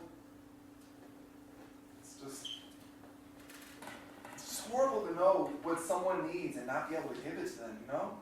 Especially when you see yourself in them.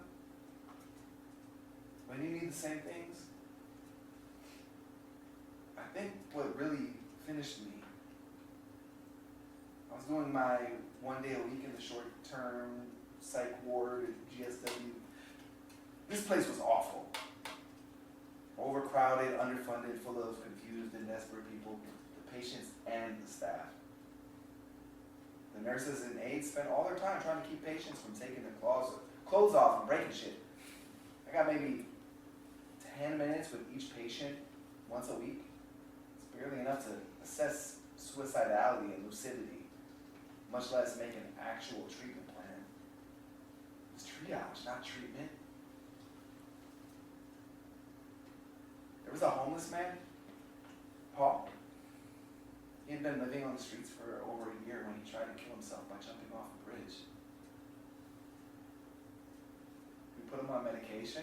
He started to feel better, but we couldn't release him from the ward.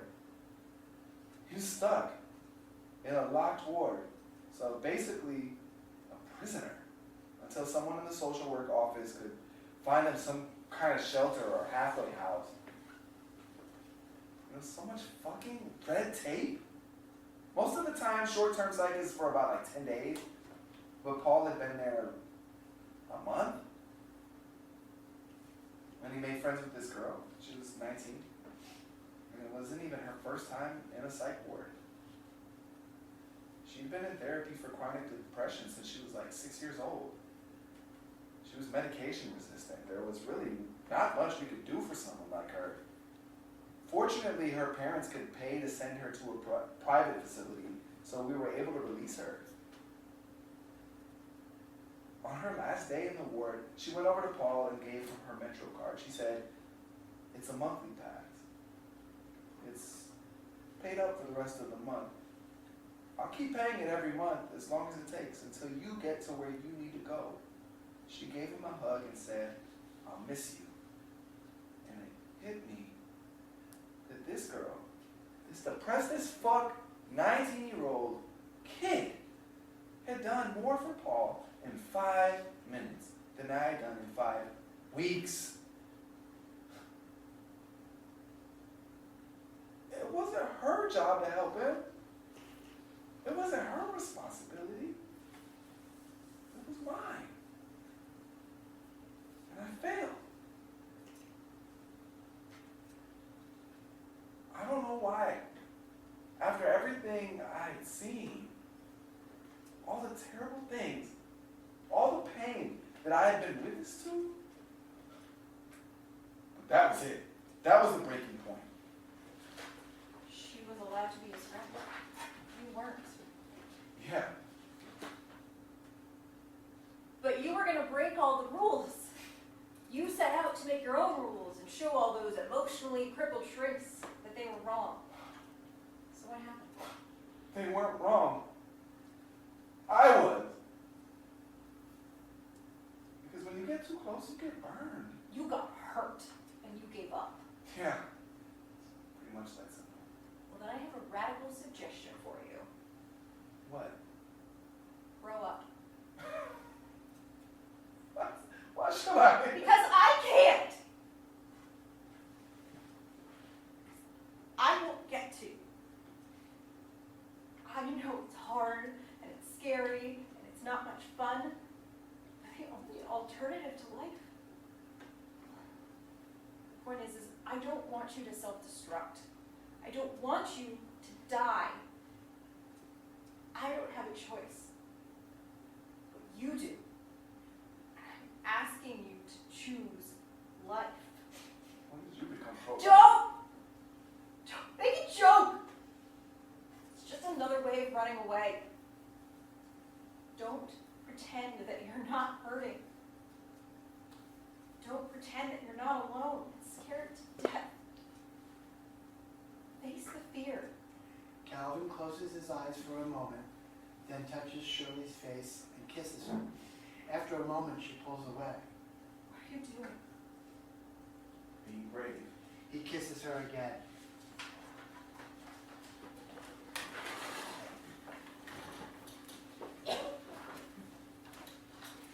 Scene 2, the last day. Rita and Shirley are eating cereal in the lobby. Chloe stands behind Rita, braiding her hair.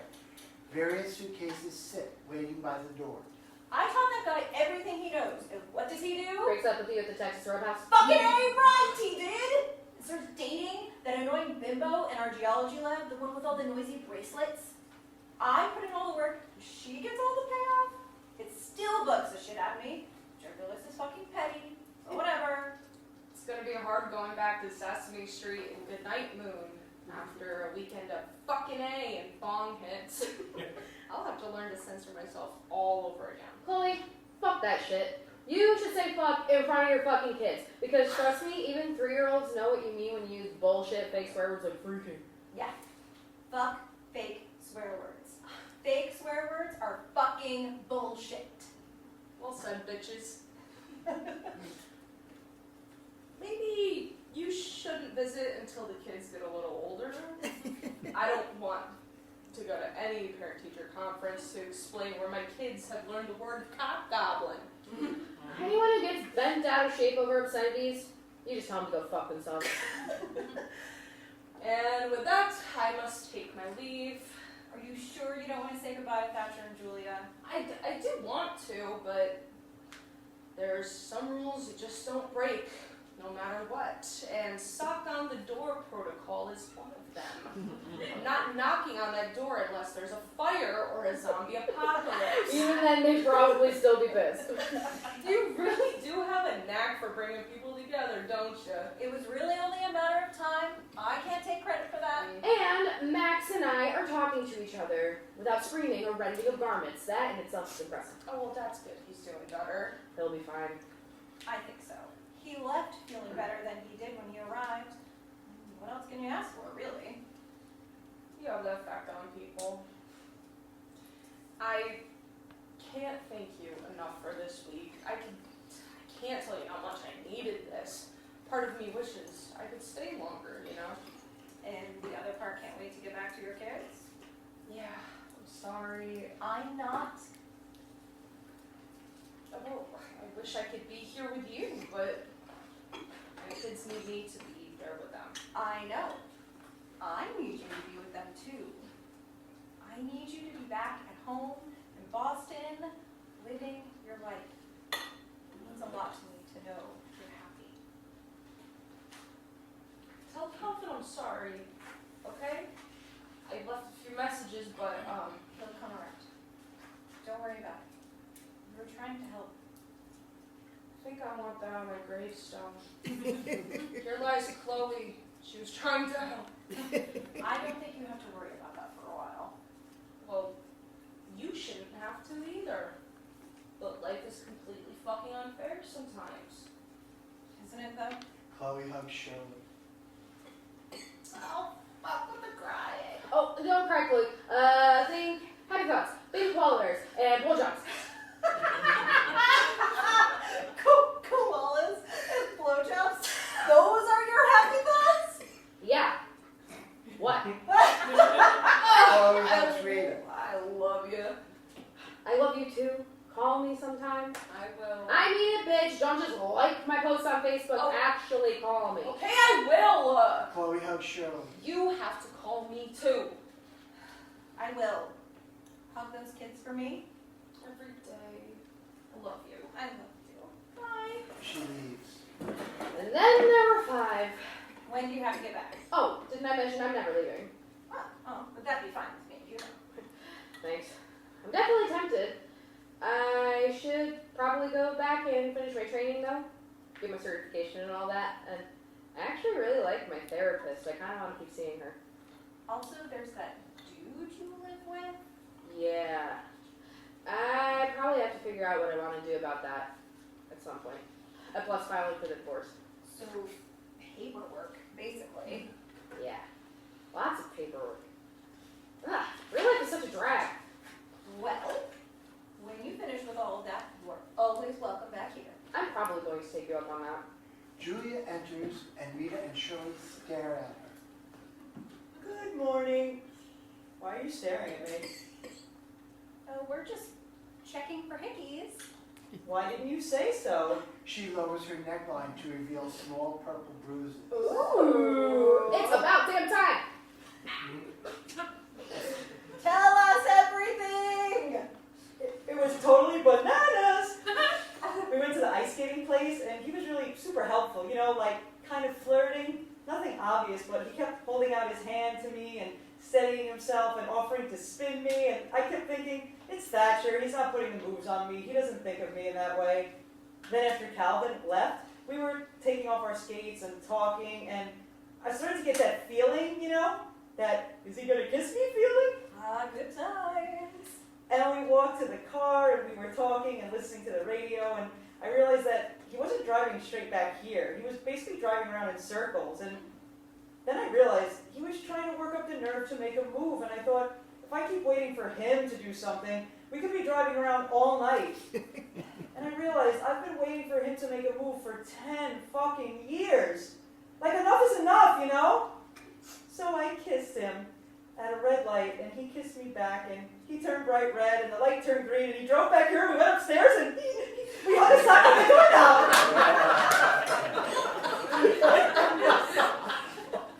It has to feel good to finally consummate that after so many years. Oh yeah, it was very satisfying. I should hope so. That's not what I mean, there are so many things I used to wonder about, you know, like what he'd be like, what we'd be like together.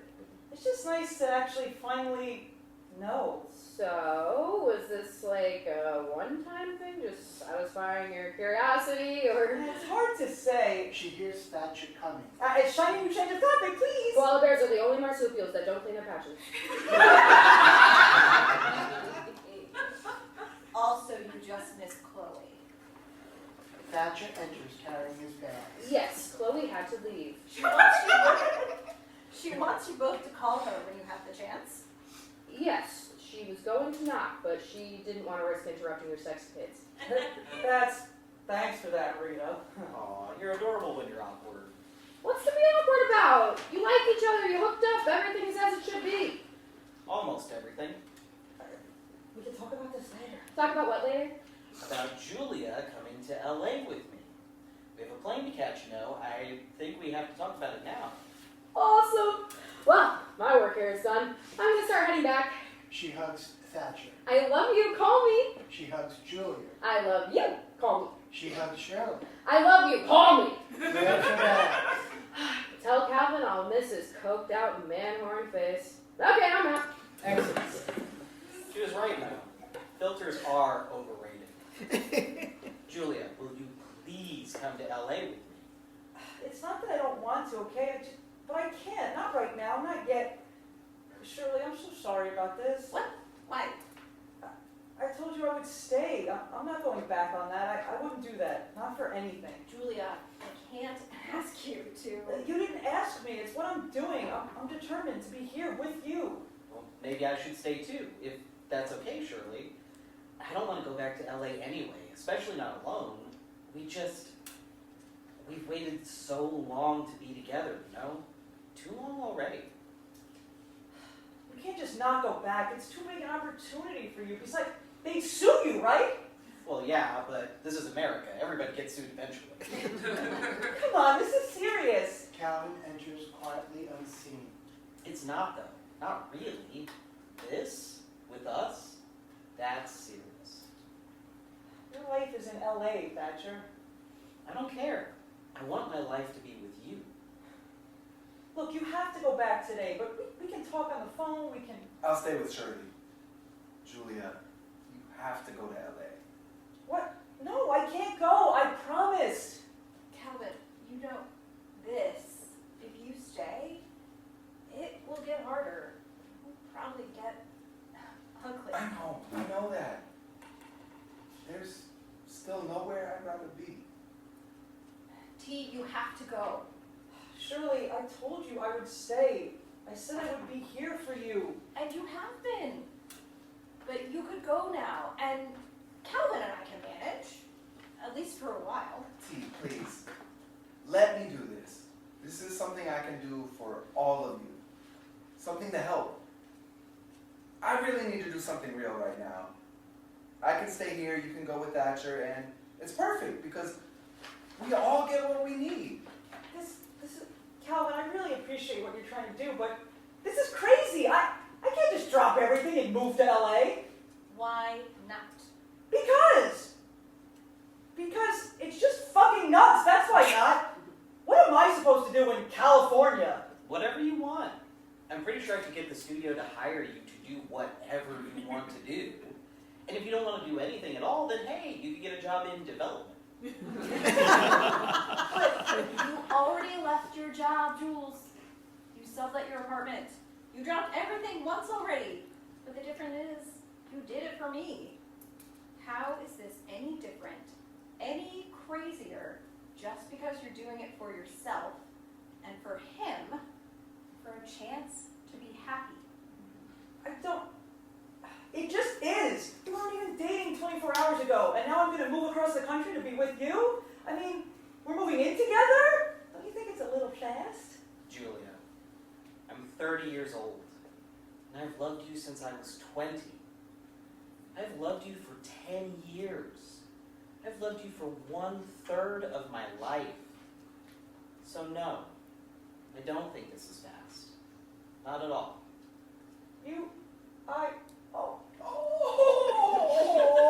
The love has gone to her little brain and rendered her incapable of speech.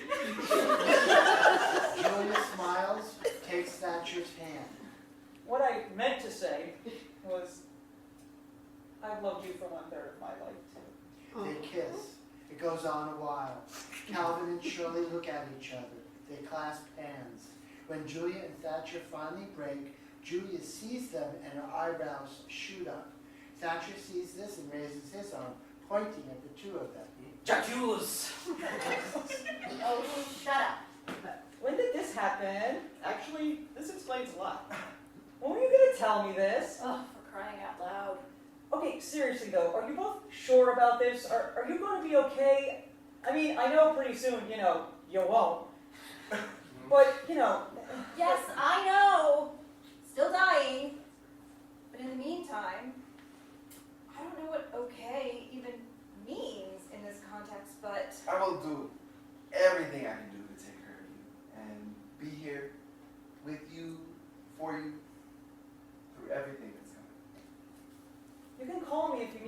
I will get back on a plane in a heartbeat.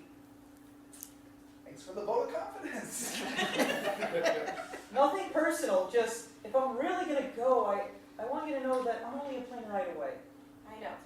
Not to ruin the moment, but speaking of plane rides, I know. I can't believe we're actually doing this. good thing you're already living out of a suitcase. In fact, I'm gonna go grab that for you. Exits hastily. Are you sure? You promise you don't hate me? Julia, I love you. When I called you with my diagnosis, you quit your job. You put your whole life on hold for me. Now you have a chance to go have a completely insane adventure, and you have to go, okay? It's not a selfish thing to do. It's something you're doing for all of us. Thatcher returns with Julia's suitcase. So, definitely don't hate me? I definitely don't hate you. Now go before Thatcher fidgets himself into a seizure. Sorry. Don't be. Thank you for being here. Try to believe that you deserve all the good things that are happening to you, okay? She hugs him. I will try. You're gonna be seeing a lot more of me, dude. He hugs him. Not if I see you first. I love you, man. Love you too. And I love you, Jules. He hugs her. Take care of him, okay? Please. I love you, Calvin. Call me anytime, day or night. Oh, let's not go overboard. I love you so much. I love you so much. Bye. Bye. Goodbye. Thank you so much. Bye. Goodbyes overlap and repeat as Thatcher actively drags Julia and her bag out the door. Finally, they are gone. There is silence. Wow. They're finally gone. Not gone. I don't like gone. They're elsewhere. So quiet. That was fast. No. Did I forget to tell you my friend from high school will all be here on Tuesday? That's what I love about you. I never quite can tell if you're kidding or not. That's what you love about me? One thing among many, doll face. One thing among many. The end.